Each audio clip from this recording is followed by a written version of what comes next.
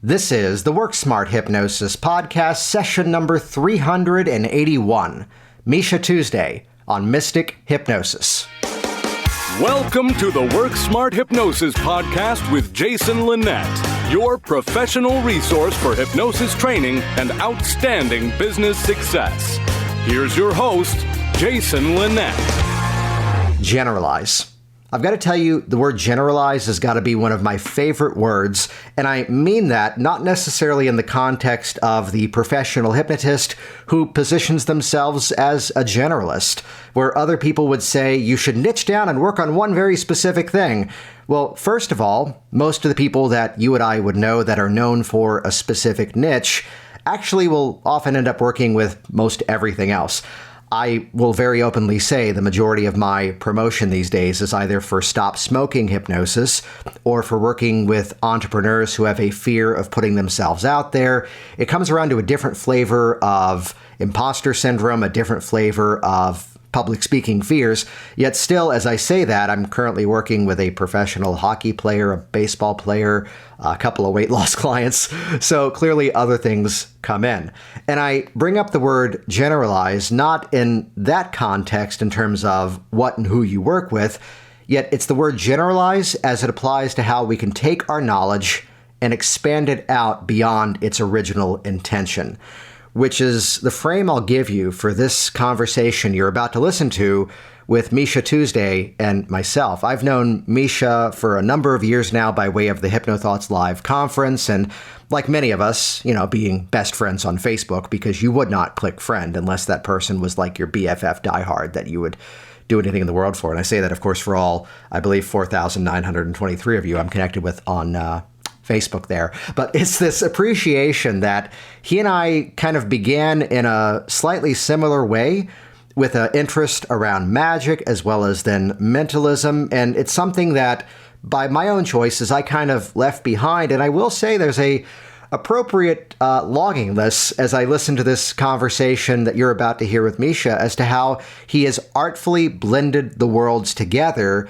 And whatever opinions you may have around anything of a metaphysical or mystic or even things involving tarot or intuition, when you hear the way that Misha talks about it in this conversation, it's really eye-opening. The way that he references at one point, here's how the tarot is in one world, this very specific thing, but at the same time, and I love this series of words, it's a library of metaphors, and how it becomes a Rorschach and this insight in the conversation around stop doing hypnosis and instead start to evoke out of the person, what does that mean to you? So inside of this conversation, you're going to hear how it began of, the usual route of doing seances when you're 6 years old, like you do, to then this journey of magic and then mentalism and then how that led to hypnosis and really how that led to a discovery that, as one of my favorite talking points, how he was already doing hypnosis, but then learned how to do it on purpose. So even if some of these topics are not necessarily your focus or your interest, I would say let that be every reason to listen to this entire conversation even sooner, because the ability that Misha has, even in the final moments of this chat, to generalize it out to other topics, whether it's the transitions we make in our techniques, the quality of rapport and a therapeutic process, the way that these same principles apply over to sales. This is one of those conversations that I like to say is about 3 hours of content and about 45 minutes of a chat.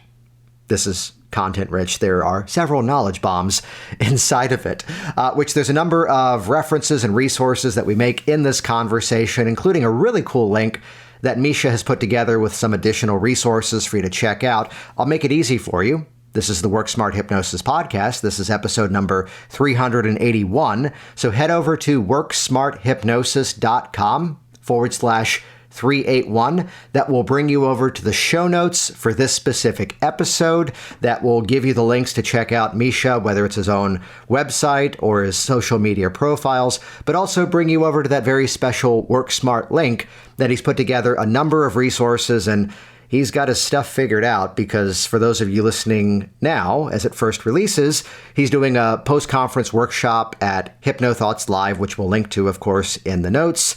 But then if you're listening to this after the fact, he's going to keep that link updated with several other resources as well. So check out all those details over at worksmarthypnosis.com/381.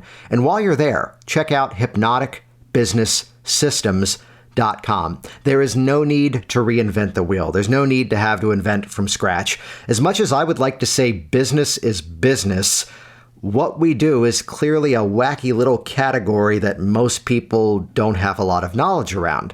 So this is where, as much as, yes, on my other educational company of Influence for Premium Sales, we have a more generalized program that goes out specifically around the psychology of sales and the ethical influence and persuasion.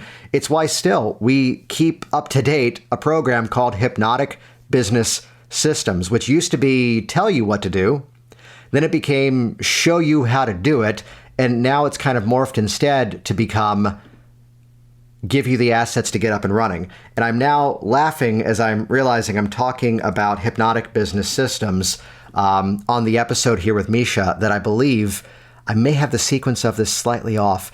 It was at a HypnoThoughts a number of years ago that, if I remember it right, they do a raffle there. And people will often buy a whole bunch of raffle tickets and, buy all the raffle tickets and put them into the pot to win one specific thing. And someone actually won it for Hypnotic Business Systems. And Misha comes over, and it was clear that he wanted to win it. And he says to the person at my booth, "I will pay you to win the prize from you instead." And I instead gave a much more discounted offer or some sort of courtesy thing. Just because you had the guts to do that, game on. So as I'm looking, yeah, he's inside of that program too. Yeah, again, strategies that you can use to grow your business. And I'll tell you where the rubber really, hits the road, if that's the right metaphor to use here, which would be that my backstory was, hitting the pavement, going out there and doing so many networking events, which, yes, I do say they still absolutely work, but that's the place where I got my messaging down, to explain hypnosis in a way that didn't confuse people, to explain hypnosis in a way that the general public went, "I know what that is now. I need that. Sign me up." And the lineage is, that's then the content that became the videos on my website. And I give you the full transcripts of those videos to model. So rather than having to guess at the words that we say, this is about getting you up and running even sooner. Simply booking 1 or 2 clients with the systems that I share with you will help you recoup your investment and so much more. Check that out. Watch the video tour right now at hypnoticbusinesssystems.com. And with that, let's dive directly in with this content-rich episode, 3 hours of data in a 45-minute chat. And be sure to check out the show notes on this one, because Misha has been extremely generous with the resources he's sharing. And if you can make it, check out his post-conference at HypnoThoughts Live this year. So here we go. Session number 381, Misha Tuesday on Mystic Hypnosis. I believe I picked up a pamphlet on stage hypnosis from a magic store, but I dismissed it immediately because it said, "Say this confidently and it will happen." And do you know the name of the book, any chance? I don't remember that. It was one of those pamphlets that's like a piece of cardstock and a couple of mimeograph pages stapled in the center and folded. No, because I'm asking because that's in part my origin story as well, except I explicitly remember the phrase of memorize these words because that will work. The magic word angle, yeah. Yeah. And I remember this one saying the hypnotist's appearance must be presentable. That's a particular phrase that I remember from when they're talking about how you have to form rapport. They were saying you have to, like, your nails need to be trimmed and your hair needs to be washed, that kind of thing. Almost back to the times of the J.B. Bobo magic books on coins. Borrow a top hat from a gentleman in the audience. Right. So you mentioned getting that book and then kind of dismissing it. So what would it be that kind of brought you back to it then? Yeah, well, as a magician, I was looking for what's the trick. So here's the effect. You say it and they do it. But I kept paging through it, like, well, but where's the trick that makes it work? And I didn't I thought I had gotten ripped off for $2 or whatever the pamphlet was. Yeah. So the real entry point, which I didn't realize at the time, was when I learned how to do past life regressions, which I was, in college interested in people who smoked joints and had crystals. And that was the first time I kind of encountered the new age kind of side of life. And I learned to do past life regression from someone that started with a progressive muscle relaxation. Yeah. It said nothing about hypnosis. I didn't think of it as hypnosis, but that was just taught as the process that you get someone to remember their past lives. It wasn't until many years later that I was listening to Mike Mandel's Brain Software podcast, and I started listening to it for the magic tricks, because in a couple of the early episodes, he talks about, like, there's a card trick he teaches, and he, talks about some of his mentalism stuff. So I had heard about the podcast from a magician friend, started listening for the tricks, and it rekindled this interest I had in hypnosis. So I went to train with him in Toronto, and it was only at that point that I realized, holy moly, are we allowed to swear on this? Have you had Melissa Tears on the show?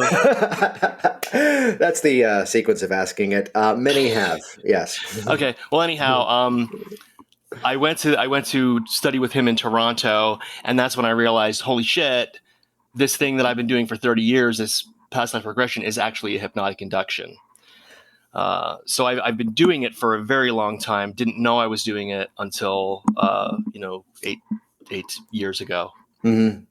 That's one of my favorite things about being involved on both the practitioner side as well as the instructor side. These epiphanies as to, I've already been doing this, and just now I can do it on purpose, and I can do it better then. Mm-hmm. And it was kind of like almost a mysterious progression, because I had already switched from magic to mentalism. Because, and I'll give you one of my key thoughts about magic versus mentalism. Some people think mentalism is just a branch of stage magic in which the effects are all themed as mind reading. I think that magic and mentalism have a common history, but they are now different arts. Mm-hmm. And there's much contention about this in the magic and mentalism communities. But I switched from magic to mentalism because magic, it's about the tricks. It's about the gizmos and the secret, sleight of hand and the way that you make the thing work. Ta-da, look at these, these crazy things that I can do. Whereas mentalism, maybe not always is, but in my mind should be more about making a connection with people and inspiring people to have amazing experiences, which ties right into hypnosis, because in my mentalism show, a lot of it is suggestion and a lot of it is rapport and a lot of it is making that connection. So whereas there are some secrets, some, trickery that makes the big punchlines happen, but that's not the focus of the show. The focus is the meaning and the connection and the experiences that you can give people. So I had already moved into that when I started listening to Brain Software. It was just a natural progression for me to learn more about hypnosis, because I was already in the mindset of connecting to people and sharing experiences with people. Yeah, and I'd share, I forget if you and I have actually had this conversation before, but that's very similar to my journey that began with a fascination around like magic and sleight of hand. And then it felt as if there was always having to be this exposition. And here I have this prop, and here I have that prop. And I still live by the phrase, don't run when you're not being chased, which is a big thing in that world, as to, I have here an ordinary pack of cards. If you say that, no, they're not. You're casting suspicion on it right away. But it's instead where here came the mentalism side, where it's like, okay, so this is getting more to be about communication. And yet there was still, and none of this is meant to diminish any of it. It was just my take on it and what was not aligning with me, as to, this is now about the communication. And yes, there may be I guess I could say, secret as to how one part of this works, yet it really came around to exactly what you just said, the connection, the way that we can facilitate that journey from how the information is revealed. And still there was this personal dissatisfaction that then suddenly I saw at the stage hypnosis show and went, there it is. Mm-hmm. It's just communication. And like you said, there's no trick to it. it felt like a trick the first show that I saw because he went off microphone to do the induction. And then every show I've seen since then, they stayed on mic. And it's like, oh, wait, that doesn't have to be that way. How would you define it? Because this is a story that pops up here pretty frequently of people who kind of have gone this similar route from one performance thing to another performance thing to something that now also has a, let's say, healing property to it. Yeah, that's a good way to say it, because I kind of was living in two worlds.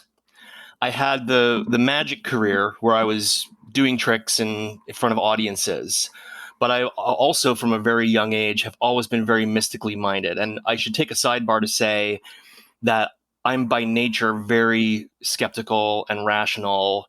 And when something happens, I question it. I want to examine, is this real? Is this, a bias or something? But I've always been very interested in the mystical kind of side of life. I started reading tarot cards when I was very young. I started conducting seances when I was probably 6. And I didn't come from, like, my family. Wait, 6?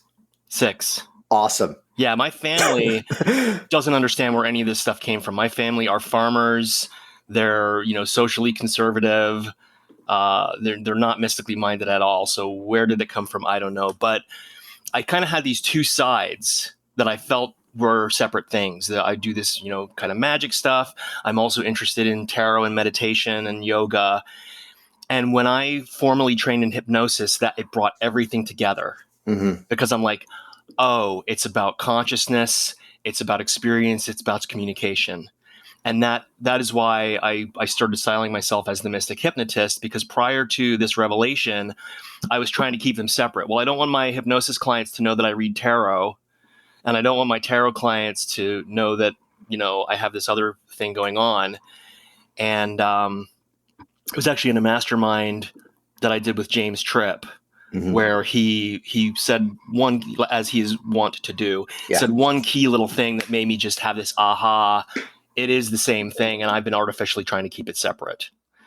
So I'm very much, in the middle, and I try to push people to the middle. When I talk to people, I go to New Age festivals where people are selling crystals, people are doing mediumship, and I'm doing tarot, except it's actually hypnotic coaching. I'm using the tarot as a tool. And if people are very credulous of everything that they've heard in the New Age community, I'm trying to push them a little bit to question it somewhat. Get a little bit, you could have a little bit of rationality in your intuition. It wouldn't hurt you. On the other hand, when I'm talking to people who are purely scientific minded, I try to get them to open up a little bit, because there is a lot of mystery in the universe. There is a lot of stuff that we don't understand and perhaps we'll never understand.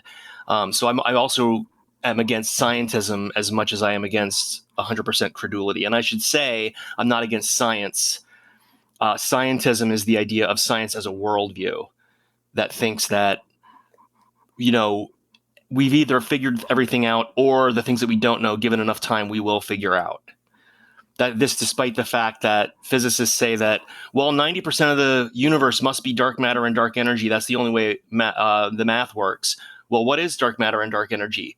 We don't have any idea, but we have to put that in the equation or the equations don't work. There's so much mystery that we don't and possibly can't understand, that I think it's unwise to narrow in on reason and scientism as a one and only.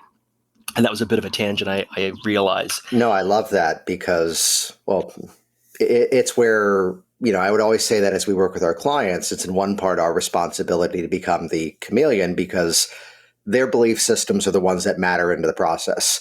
I will make this next anecdote extremely general for obvious purposes, but I was one time traveling and had a layover flight somewhere, and I found out someone was doing a hypnosis training that day. So I coordinated the 14-hour layover to then leave the airport, go to this one-day training, and then go back to the airport and continue my flight. And I slipped because, and this is no commentary on the specific faith, because I'm sure you could trade it out for another one and another person as well. But I go, I heard about someone in this specific area who got in trouble because they were in a predominantly Jewish community and they were bringing a lot of teaching of Jesus Christ into their sessions.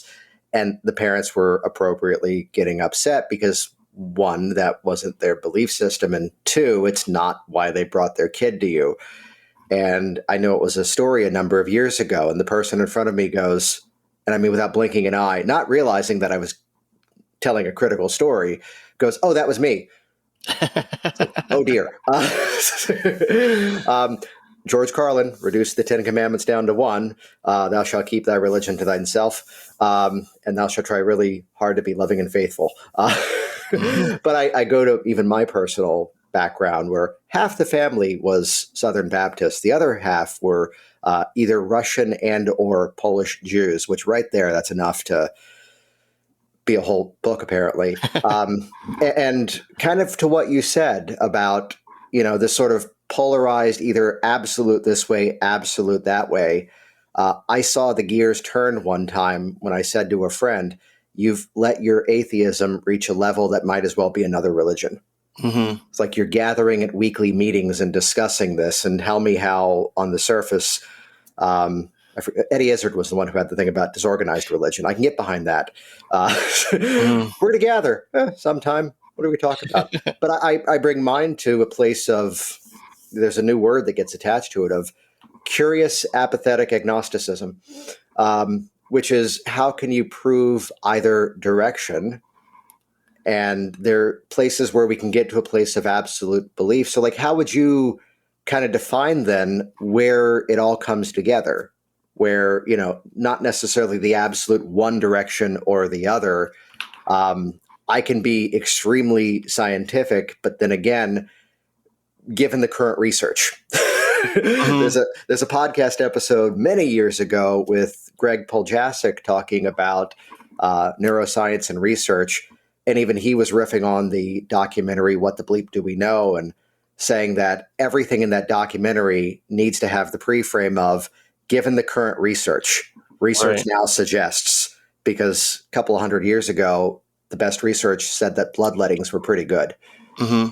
Yeah, and the necessity of consistently and constantly revising models as more data becomes available is one of the foundations of science. Right. And that's one of the problems with scientism, is that people accept it as a worldview. And this stuff that we have figured out is exactly the way it is, and it's never going to change.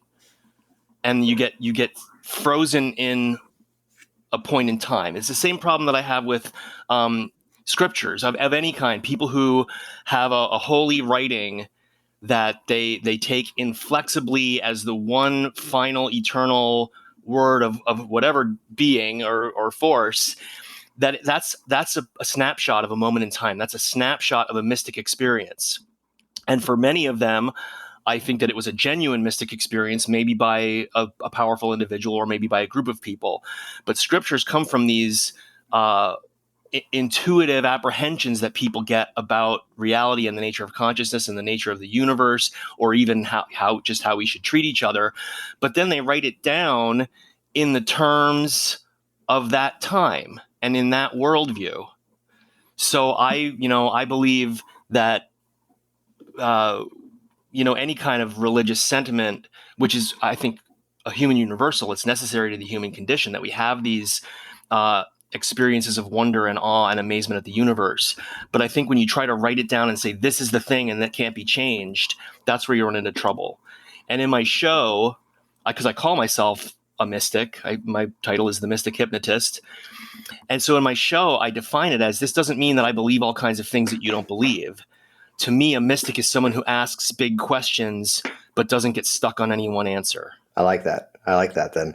So then how would you define then how it all comes together? Where you mentioned that the hypnosis kind of was this bridge in the middle that brought the two worlds together in a way that it wasn't this versus that, it became instead this and that. Yeah, because reason is only one of the tools in our toolbox. Nice. I think people really focus on, some people really get fixated on, because reason is a really good tool, I can't listen to my emotions. I can't listen to intuition. That's just quote unquote cognitive bias, and reason is a great tool, but it's not the only tool we have. So that's where it comes together for me, in that all I know for sure is that I am aware and I'm having an experience. And if I can share that with other people and influence that, because we're all influencing each other's consciousness. All language is somewhat hypnotic, because if you weren't trying to change someone's consciousness, you wouldn't even have to speak. Mm-hmm. I really come back to the idea of being in the middle. If I get too, rational to the sense of like dismissing my own mystic experiences, or dismissing, I shouldn't be so emotional, or intuition isn't real. If I find myself going in that direction, I want to try to lean back more into the softer side, like yin and yang. When you get too forceful, sometimes you got to get a little soft. When you get too soft, sometimes you got to get a little more directive. And it's a dance. To me, balance isn't just sitting in the middle. It's kind of moving around through and between, and watching them blend and shift. And there are times when, the mystic state is on the ascendancy, and I just let my rational mind, take a chair over in the side. I can never turn off my critical faculty completely, but I can let it sit in a chair over on the side and just watch for a while. Yeah. So then talk to me about how that then bridges the gap, because I know, that leads then from here's something that's performance to now working with a client one-to-one. Talk about that transition, that approach. Okay. Yeah. I don't do a ton of change work. Mm-hmm. I do more coaching, like group coaching, than I do one-on-one change work. Which I'd swoop in and say that's change work, but keep going. Okay. I don't do a whole lot of one-on-one work. Yeah. But when I'll give you an example. When I do a psychic fair, I was recently at the Gypsy Goddess Festival in Michigan, which is the largest psychic fair in Michigan. I was invited. I hadn't heard of it, but I was invited to be a speaker there. And I went there, and I was given a booth, and I, had tarot cards, because I thought that's what would go. I actually ended up doing more Hypno-Energize sessions, which is what I call my one-on-one change work, because I bring a lot of NLP into it, but it presented, especially at a psychic fair, as energy, Reiki, chakra balancing, whatever they're into, I can theme it to that. But I bring my tarot cards, and there's a very performative aspect to tarot cards, especially, a lot of other readers probably don't do it this way. And I actually teach a class for readers on how to amp up the performance side, because if people are coming to you for a reading, they want to have an experience, and I can give you tools from the mentalism world that will allow you, even though what you're doing is already valuable and already genuine, you can add to it to just turn up the volume and make that impact greater for your client or your querent, your sitter. Yeah. Can you give an example of that, of how that performance aspect amplifies it, but also brings in some of the hypnotic components? Yeah. One of the things that I recommend, and some readers do this, I always recommend doing an opening ceremony of some kind, even if it's just, okay, sit down, take a breath with me, and let that breath out, and let a warm wave of comfort flow from the top of your head all the way down your body. That sounds familiar. And now right? So before you, like some readers, you sit down and they just immediately start shuffling the cards. Has to be a little foreplay, if you'll forgive the conceit. You have them sit down, ask them their name, chit chat with them for a moment. Now we're going to change things. I'm not going to pick up the cards right away. I'm talking to you. I'm connecting to you. I will have you take a breath, or, some readers want to light candles and say a prayer, whatever you want to do to give that, changing from Chronos to Kairos. If you know the Greek terms, Chronos being normal mundane time and Kairos being sacred time, we're shifting gears here. This isn't just you come sit down, I talk about the cards, and then you go on your way. We're having a moment here. We're having a profound, hopefully a profound experience. So I'm going to shift our gears into that before I even get out the cards or talk about them. And just a couple weeks ago, my wife wanted a reading for something. She was having a career question that she wanted to get some insight. And not to say that the tarot cards are going to tell her what to do, but of course, tarot cards can also be used as a Rorschach test to get you, thinking in a different way or accessing resources in a different way. So she says to me while we're cooking dinner, hey, can you do a quick reading? I'm like, okay, we'll do it, tonight after the kids are in bed. She's like, no, just do it right now while the rice is cooking. I'm like, no, that's not how I do things. Yeah. Because that doesn't give us the opportunity to shift into that kairos, that sacred time. So that, I bring that performance side to it. And when I am in a performance setting, I will do a lot of rapport and connection. And one thing that not every mentalist has this experience, but a lot do, even the ones that are very skeptical. You start doing mentalism, you start going around saying, I can read your mind, you start connecting with people, you start finding that things pop into your mind and you say them and they're accurate. And there was no trick. I didn't have a gizmo that somehow got this information. I just was talking to this person and I had an intuitive insight and I took a chance and I said it and it was real. And sometimes you get the best hits of your career by trusting your intuition. And people who know cold reading will say, well, yes, you can say a bunch of things and the good ones will stick, but it's a real different feeling when it happens to you. At least it is for me. So when I'm doing a show, it's not all just sleight of hand and carnival tricks. I'm connecting with people. I'm cognizant of the feel, my feeling, my energy, connecting with theirs. And there's, you can explain it from a psychological viewpoint, or you could explain it from a metaphysical energy standpoint. To me, those are just ways you're explaining it to yourself. The experience is real. And that's probably the crux of how those two sides connect for me. I don't have to I can put a frame on it in the moment to communicate it, but I don't have to accept that frame as the total capital T truth. I love what you said a moment ago about letting it become almost like a Rorschach test, that it's, I always go around to how I can be the one in a hypnosis training telling the students, stop doing hypnosis, which is what really they want to hear in a hypnosis training. But it's the difference between just simply asking the question and what does that mean to you? What does that give you? What does that create for you? Versus you can now feel that confidence flowing up your spine. Get it from them. Yeah. Yeah. So it's pulling that out and creating that more, let's say, integrative experience. And that's what's going to, guide us in the right direction. And I can, back to when I was involved in those worlds of like magic and mentalism too. Yes, there might have been a way that I could tell the word that you were thinking of. Yes, there was a secret that made that happen. The part that I couldn't explain was, okay, take all those letters in that word, shuffle them around, focus on one of them, and just letter by letter reveal it. Mm-hmm. Which was even me going, what's the technique? How am I? Okay, this is weird.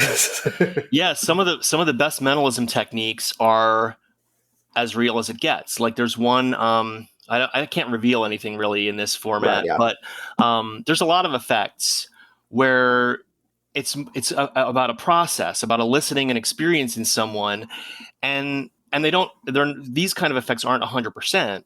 You don't get 100% success every time, that's what magicians don't like about letting themselves step in fully into the, what I consider the truth of mentalism, which is just sharing experiences and sharing, intuitive processes. Well, you mentioned earlier the performance side of it, and specifically that transition. And this is where, like in the first two offices that I had when I was in Virginia, there was an easy ability to have, from the theater background, a scene change. Mm-hmm. Where it was, okay, I stood up, I turned off the main light. There was still enough light in the room. And no, it's not because we needed dim lights for the hypnosis to be effective, but it was that clear transition that now we're beginning. When anyone who's listening to this likely already knows, the entire process is about hypnotic suggestion. And you're familiar with Todd Robbins? Oh, yeah. Yeah. And Todd Robbins did a show, I'm trying to remember the name, called Play Dead.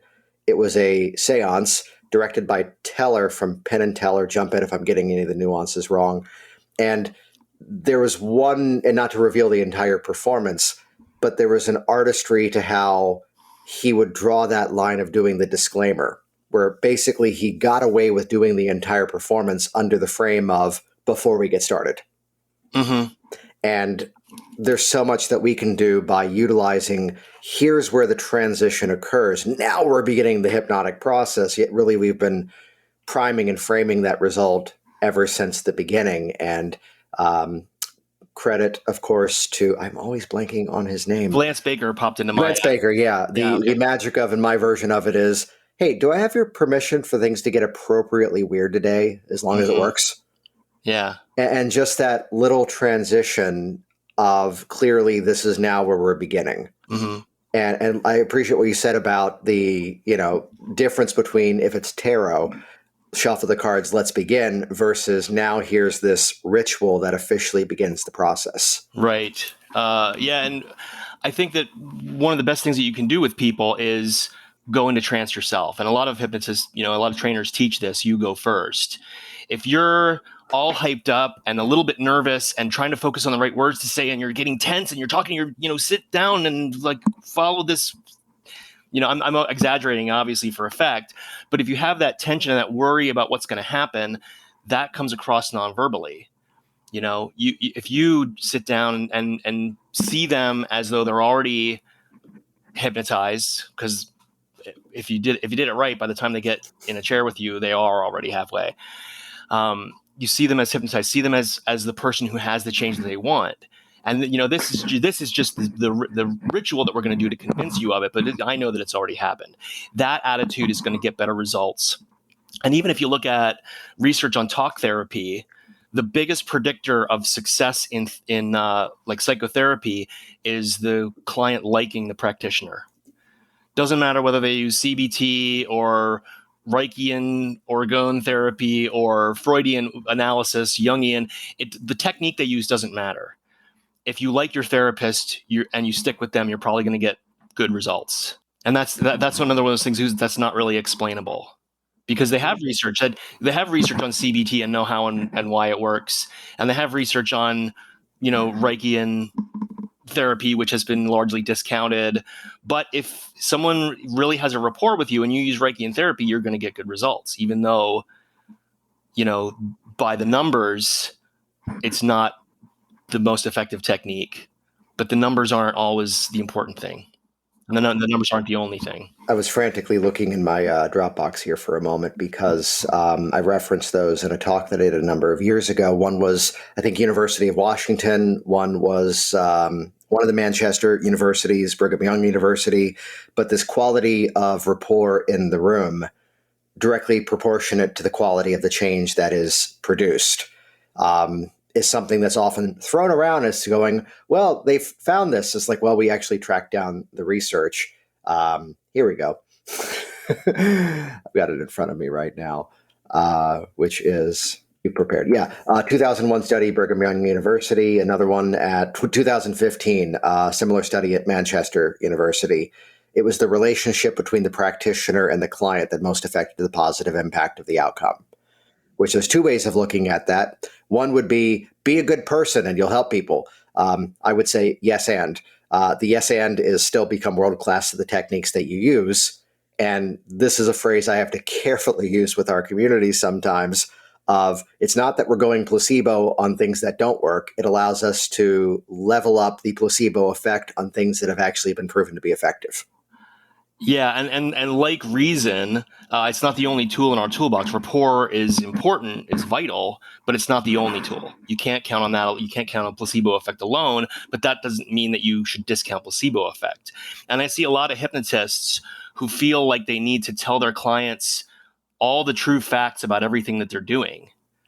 You don't need to do, people have this feeling like they don't want to lie to people or they don't want to deceive people. And to me, you're putting yourself onto a false dichotomy, because it's not about what the facts are. It's about the experience that you're sharing with this person and the results that they want to get. And are you willing to blur the lines if it's going to get them what they want? Are you willing to allow them to believe things that you don't believe? If someone really believes that you're a miracle worker, and if you just put your hands on their shoulders, that it's going to cure them, and of course, you're going to do the other stuff that you've been trained to do, But if you're not willing to put your hands on their shoulders because you don't believe in that, you're holding back a tool that could potentially cause better change for them. So I'll mention that this year, coming up at HypnoThoughts Live, you are doing a workshop on mentalism mastery, I think is the name. Mentalism mastery, yes. It's a one-day post-conference on the day after, August 1st. Is it 1st or 2nd? I keep forgetting because I did a May one as well. I'm cheating. It's August 1st. August 1st, yeah.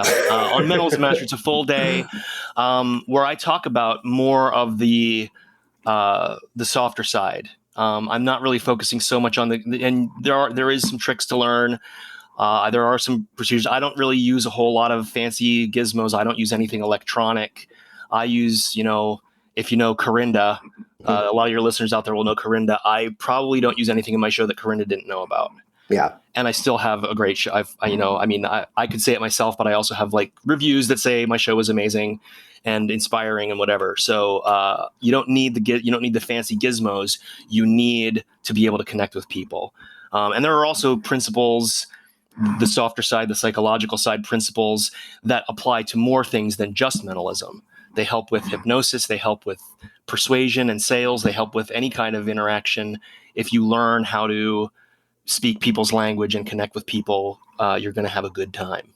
Well, that's part of why actually I invited you on here, that, there's some that would teach, the mentalism, and anytime, here comes sales psychology using fun words, anytime you can be the unicorn, you're going to get a crowd in that world. So, and I'll keep this general because it's not meant to be a slight on anybody, yet it's where sometimes here's the person who's teaching something off the path of hypnosis in a different modality at a hypnosis conference, and suddenly that's going to gather a crowd because that's the unicorn. That's the thing that's different.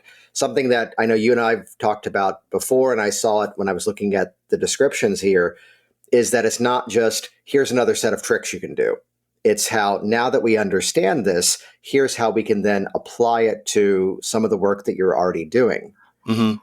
Yeah, and I'll give you my definition of mentalism. I say mentalism is the art of presenting psychic and mental phenomena through trickery, subtle psychology, intuition, and suggestion. So you see there, the focus is on psychic and mental phenomena. We are presenting these phenomena.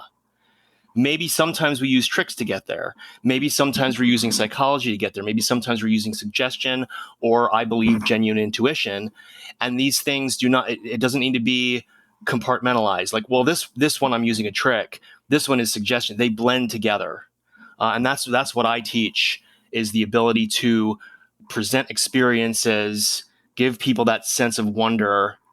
And even if you leave the tricks out, one of the best shows I ever did was like an hour-long show, and there were only 3 actual, like what you would consider a magic trick that had a secret behind it. The rest of it was just connecting with people using psychology and intuition, and having just everyone having a great time just exploring the power of the mind.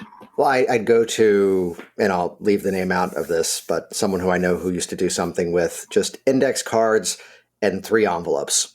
Mm-hmm. And to watch how he would get 35, 45 minutes of performance out of this. And one time in a lecture talking about it, he goes, you're doing it right if you've forgotten the technique. The technique has become so automatic that it's just about the interaction with the people, the performance with the people. And I keep going back to something that you said earlier, and really did a great job of highlighting this transition, that even to take techniques, this is where the practitioner transcends the technique, that somebody doing any method, fill in the blank, and let's pick something simple, just like a direct suggestion, or really indirect, because control room is more about metaphor.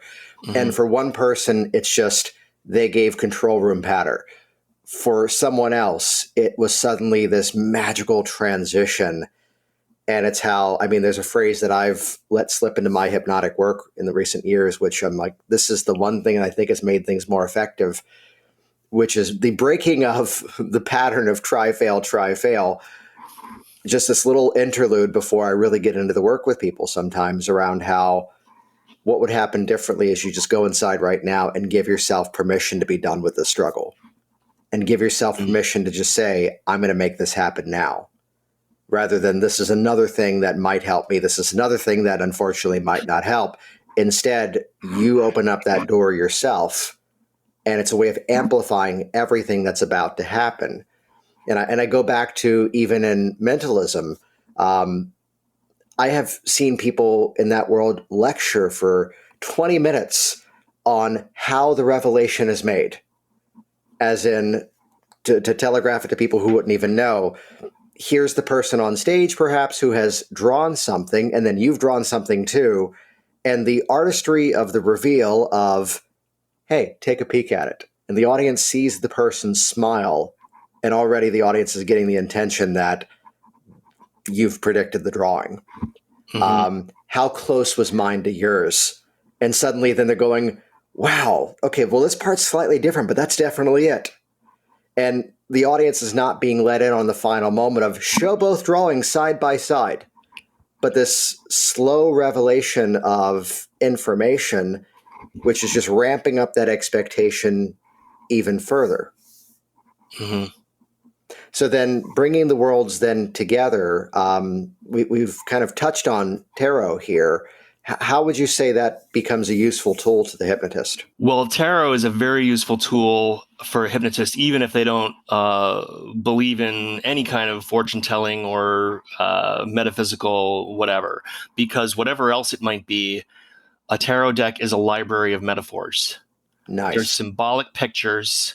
They're all metaphorical. They are all very loosely interpretable metaphors.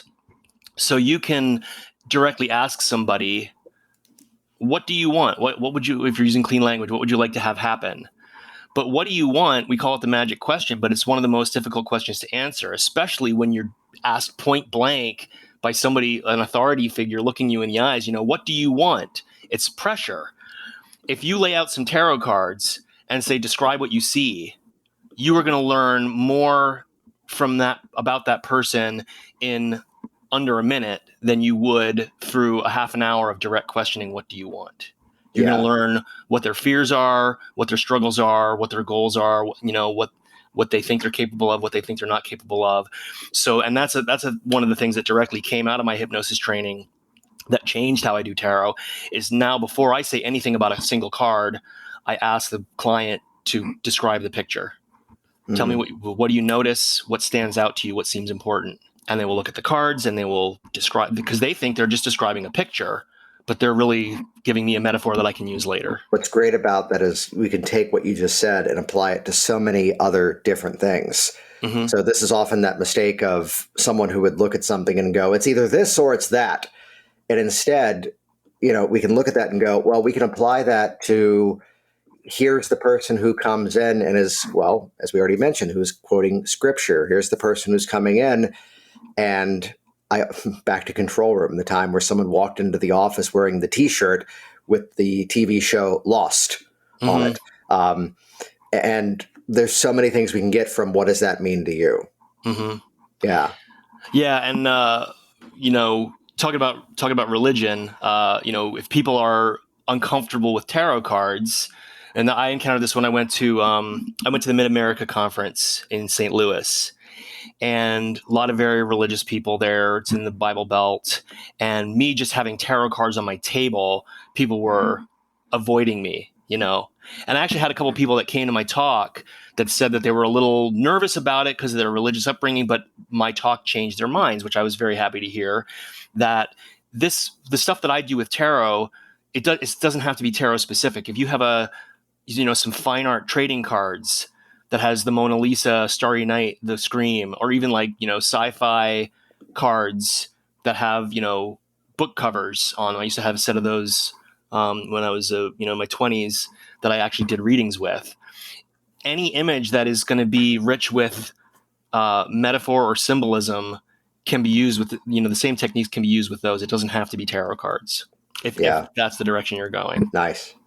Which this is episode number 381. So a lot of the references we've been making we'll put over at the show notes at worksmarthypnosis.com/381.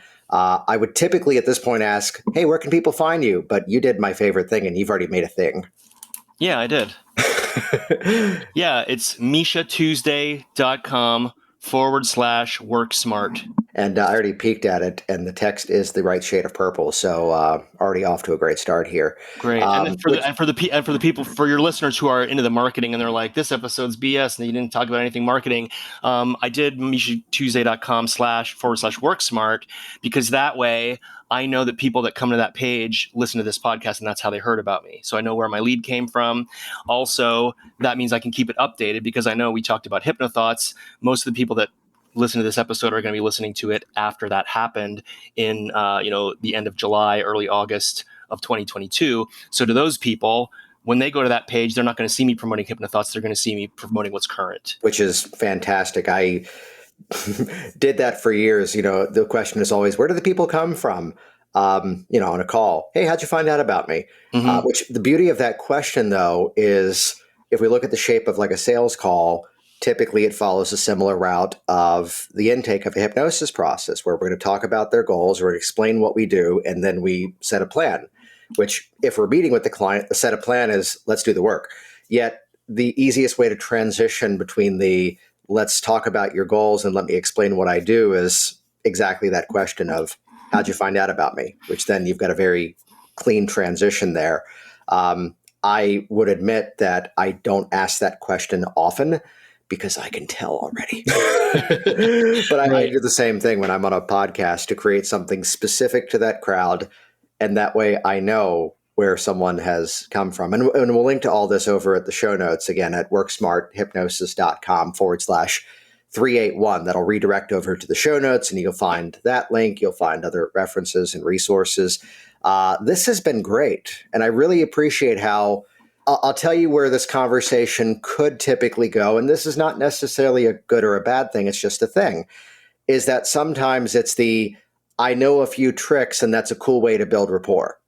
I know a few cool tricks, and that's a great way to warm up my audience before I do for my call for my volunteers. What I really appreciate in this conversation has been how you've applied it back to specifically the work that most of this audience listens to.